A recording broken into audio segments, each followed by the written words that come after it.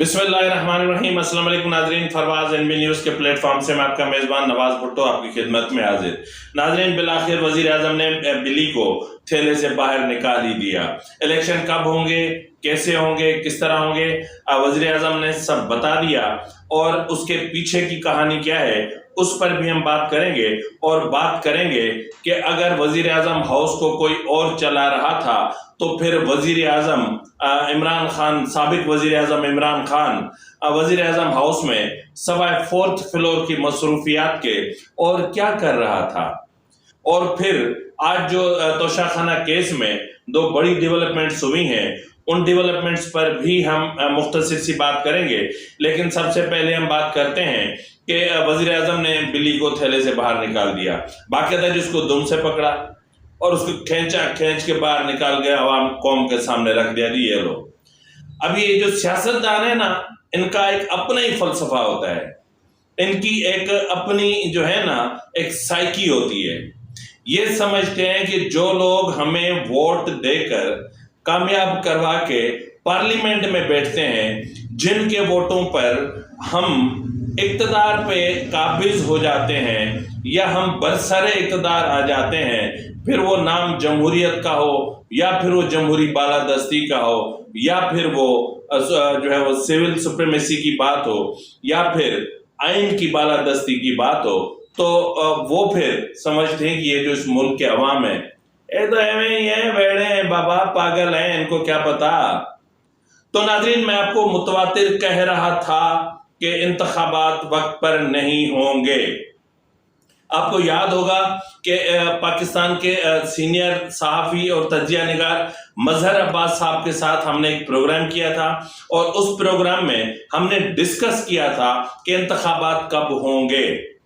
तो एक राय यह आई थी कि मामला अल्टीमेटली सुप्रीम कोर्ट में जाएगा, लेकिन मेरी जो राय थी वो ये थी कि मामला सुप्रीम कोर्ट नहीं जाएगा और बिल्कुल हुकूमत के बिल्कुल यानी जाने के जब आखिरी घड़ी होगी उस वक्त हुकूमत वार करेगी। अभी आज 1 अगस्त हो चुकी, कल 2 अगस्त है, बाकी 3-4 दिन रह गए इनके पास। अब ये 3-4 दिनों में जो है वो वार करने जा रही है, बिल्कुल इस तरह जिस तरह गुज़िश्ता शब इन्होंने अवाम पर पेट्रोल बम गिरा दिया, अवाम की चीखें निकल गई हैं। अब इस 20 रुपए लीटर यानी डीजल और पेट्रोल पर जो महंगाई हुई है, इसके जो है वो असरात क्या होंगे, इसके गरीब की जिंदगी पर असरात क्या मुरतब होंगे। और अब 20 रुपए लीटर इजाफा करके और अवाम के पास वोट मांगने जा रहे हो, अवाम आपको वोट देंगे। यानी एक तरफ तो आप उनके वजीर आजम जो है वो अपने कपड़े बेचने की बात करते करते यहां तो अवाम के कपड़े उतारने पर उतर आए हैं।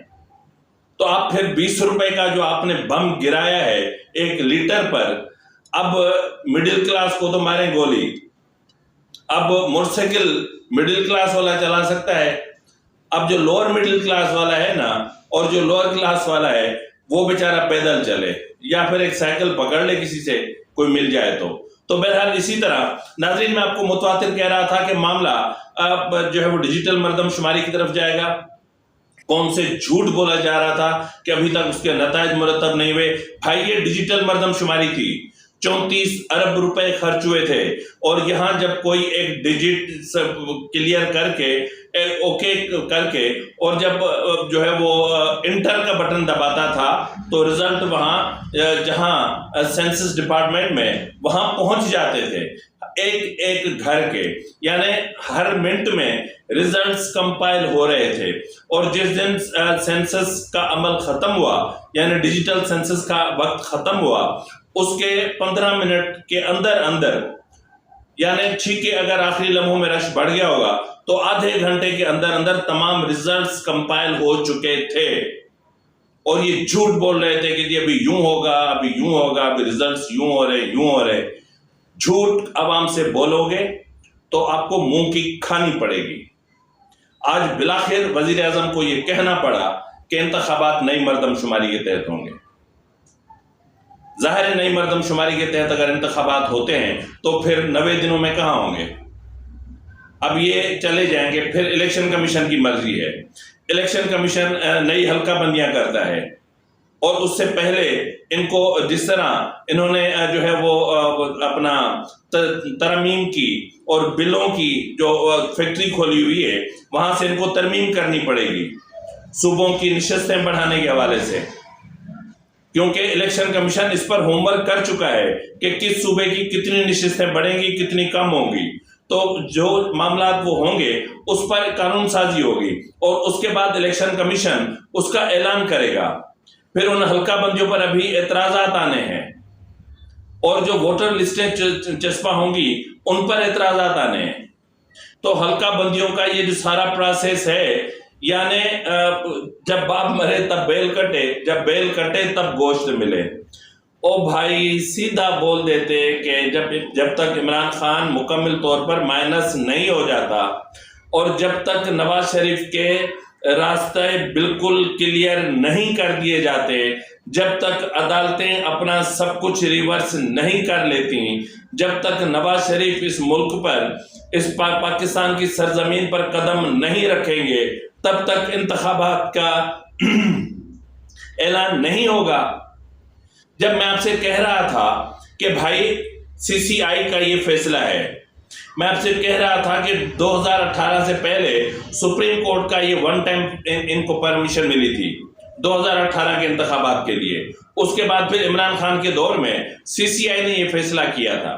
تو بہرحال اب جو ہے وہ یقیناً اب مارچ اپریل دیکھیں گے اور میرے خیال میں اب یہ معاملہ لمبا ہی جائے گا، کیونکہ جس طرح کی حکومت لانے کی کوشش کی جا رہی ہے، جس طرح محمد میاں سمرو یا حفیظ شیخ جیسے نام سامنے آ رہے ہیں، تو اس کے بعد مجھے نہیں لگتا کہ الیکشن کچھ جلدی ہوں گے، اور الیکشن تب ہوں گے، الیکشن کب ہوں گے؟ الیکشن تب ہوں گے جب الیکشن کروانے والے الیکشن کروانا چاہیں گے۔ یہ ہے سمپل سا فلسفہ جو آپ کو سمجھنا تھا اور مجھے بھی سمجھنا تھا۔ بہرحال ناظرین، پہلے یہ انکشاف کیا جاتا تھا عمران خان کی طرف سے کہ جو کرنل لیاقت تھا وہ پارلیمنٹ کو مکمل طور پر کنٹرول کرتا تھا، اور جو ہے وہ اپنا وزیر اعظم ہاؤس کو کنٹرول کرنے کے لیے بریگیڈیئر وسیم تھا جو عمران خان کا ملٹری سیکرٹری بھی تھا۔ پھر یہ بھی ہم نے سنا کہ عدالتوں سمیت دیگر تمام اداروں کے جو معاملات تھے وہ دیکھنے کے لیے جنرل فیض مقرر تھا۔ پھر یہ بھی سنا کہ باقی تمام امور دیکھنے کے لیے جنرل باجوہ، اور ہم سیم پیج پر تھے اور وہ پی ٹی آئی کے مینیفیسٹو کے ساتھ کھڑے تھے۔ یہ عمران خان خود کہتا تھا، اور یہی چیز آج توشہ خانہ کیس میں عمران خان نے ریپیٹ کی ہے۔ عمران خان نے کہا مجھے کیا پتا، یہ جا کے بریگیڈیئر وسیم سے پوچھے نا، یہ بریگیڈیئر وسیم کو پتا ہے کہ جو ان کی جو قیمت تھی وہ کتنی تھی، کہاں سے لگواتا تھا، کہاں سے لے کر آتا تھا، اور کس کو دیے، کس کو لیے، مجھے کیا پتا بھائی۔ اب بریگیڈیئر وسیم کو کورٹ میں لانے کے لیے اب پورا جو ان کا جو آرمی کا جو ایک پورا سسٹم ہے نا، اس کو گھما کر لے آؤ تو تقریباً 1 مہینہ تو یہی گزر جائے گا۔ تو بہرحال جو ہے وہ اب مسئلہ یہ ہے کہ یہاں پر میں جاتے جاتے آپ کو ایک فون کالز جو بشرا بی بی کی لیک ہوئی تھی، ایک بشرا بی بی کی جو آڈیو کال لیک ہوئی تھی وہ تھی زلفی بخاری کے ساتھ، ذرا وہ ملاحظہ فرما لیں کہ وہ جو توشہ خانہ کے تحائف تھے وہ کون بیچتا تھا، ذرا یہ سن لیں۔ ہلو، السلام علیکم۔ جی وعلیکم السلام، کیسے ہیں آپ؟ میں ٹھیک ہوں مرشد، آپ کیسی ہیں؟ اللہ کا شکر، الحمدللہ۔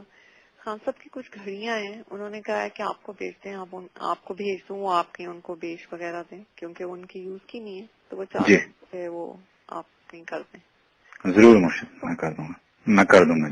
ناظرین، اب آپ کی خدمت میں حاضر ہے بشرا بی بی کی بنی گالہ کے جو کیئر ٹیکر تھے انعام اللہ صاحب، ان کی جو آڈیو لیک ہوئی تھی بشرا بی بی اور ان کے درمیان جو کنورسیشن ہوئی تھی، ذرا اس میں وہ کیا فرما رہے ہیں اور بشرا بی بی کیا فرما رہی ہیں، یہ بھی ذرا ملاحظہ فرما لیں۔ جی السلام علیکم۔ وعلیکم السلام۔ یہ جو توشہ خانے سے چیزیں آئی تھیں، آپ نے اکبر کو کہا تھا کہ ان کی تصویریں کھینچ کے بھیجو مجھے؟ نہیں، میں نے تو نہیں کہا تھا۔ तो क्यों खींची थी उसकी तस्वीरें? घर के अंदर जो चीज आती है उसकी तो तस्वीरें नहीं खींचते, जो घर से बाहर जाते हैं उनकी उनकी तस्वीरें खींचनी चाहिए। सिर्फ ये था कि मेरे पास आ रही है उसकी क्यों तस्वीरें खींची जा रही है? नहीं, मैंने नहीं कहा था बीबी, मैंने नहीं कहा था। इनाम ने कहा है और मैंने उसको भेज दी है। नहीं बीबी, बिल्कुल भी नहीं, इस तरह नहीं। आप होल्ड करें जी।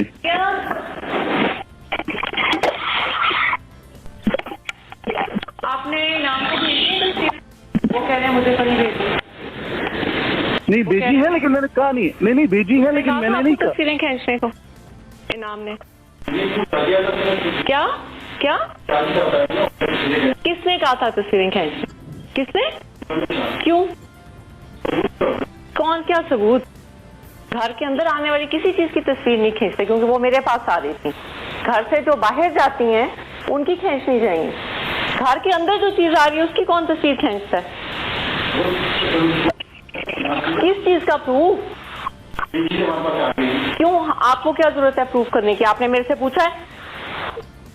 आपने मेरे से पूछा है? सॉरी जी का क्या मतलब? आप लोगों ने तमाशा बनाया है इस घर को। वो एमएस हम पे ट्रस्ट करके भेज रहे हैं, उसने तस्वीरें नहीं खींची। आप कौन होते हैं तस्वीरें खींचने वाले? और तुम्हें क्यों भेजी है इसने तस्वीरें? बीबी मुझे तो नहीं, मुझे तस्वीरें कि ये चीज आई है तो हम अंदर दे रहे हैं। मैंने कहा ठीक है, बस आप बीबी को दे दें, वो जाने उनका काम। क्या तुम लोगों का तुक है? बीबी हम लोगों ने क्या करना है उस पर तस्वीरों नहीं, नहीं क्या करना है? क्या करना है? आज के बाद तुम अब अंदर नहीं आओगे घर के, समझ आइए तुम्हें? ठीक है। ये तस्वीरें लेके वहीं रहो जहां तुम बैठे हो। ठीक है। अब आप खुद फैसला करें जी। अब यहां पर तो एक चीज वाकई में क्लियर हो रही है। आखिर में बुशरा बीबी कह रही हैं कि एमएस हम पे भरोसा करके चीजें यहां भिजवाता है और हम यहां पर उनकी तस्वीरें बनाते फिरें। इसका मतलब यह है कि इस चोरी में जो इमरान खान का मिलिट्री सेक्रेटरी ब्रिगेडियर वसीम था, चीमा था शायद, वो भी मुलविस था फिर, क्योंकि वो तो फिर मतलब उन पर ट्रस्ट करके उनको वजीर-ए-आज़म से उठा के उनको भिजवा रहा था, तो उनकी तस्वीर बनाने का फड्डा था, क्योंकि उनको पता था कि ये चीजें बाहर निकलेंगी, क्योंकि उनको पता था कि वो वहां पे रिकॉर्ड में जो है वो हेर फेर करेंगे, चीजें छुप जाएंगी।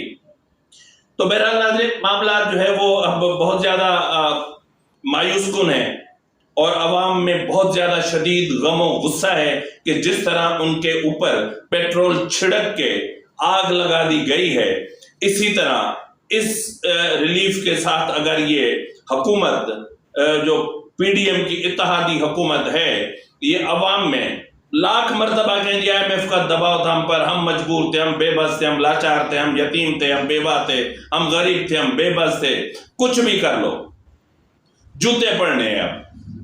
और अब अगर अवाम में गैरत है तो पहले हिसाब होगा फिर वोट होगा। मरियम कहती थी ना, पहले इंसाफ दो फिर वोट, फिर जो है वो करो, इलेक्शन लो।